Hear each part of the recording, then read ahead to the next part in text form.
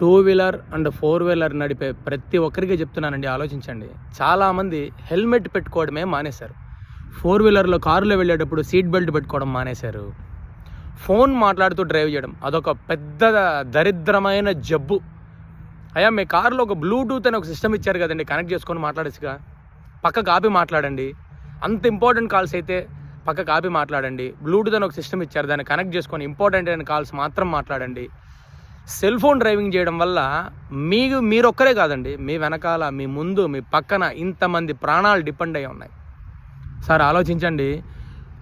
మన చుట్టుపక్కల మనతో పాటు మన కుటుంబ సభ్యుల మధ్యలో తిరుగుతున్న ఒక వ్యక్తి సడన్గా ఏదైనా జరగరాంది జరిగి మరణిస్తే అది ఎంత పెద్ద విషాదం అండి. ఆ కుటుంబానికి ఎంత పెద్ద తీరని లోటు. ఆలోచించండి sir. Cell phone driving avoid చేయండి ప్లీజ్. సేఫ్టీ ప్రికాషన్స్ పాటించి డ్రైవ్ చేయండి. సెల్ ఫోన్ డ్రైవింగ్ మాత్రం చేయకండి ప్లీజ్. అయ్యా ఆలోచించండి సార్. ఎందుకంటే ఒక కుటుంబం రోడ్డు మీద పడుతుందండి. దానివలన మీ ఒక్కరికే కాదు, మీ పక్కన, మీ ఎదురుగా, మీ చుట్టుపక్కల వచ్చేవాళ్ళు ఇంతమంది ప్రాణాలకి మీరు గ్యారంటీ లేకుండా ఇంతమంది ప్రాణాన్ని నిర్లక్ష్యం చేసి మీరు డ్రైవ్ చేస్తున్నారు. కొంచెమైనా కామన్ సెన్స్ ఆలోచించండి సార్.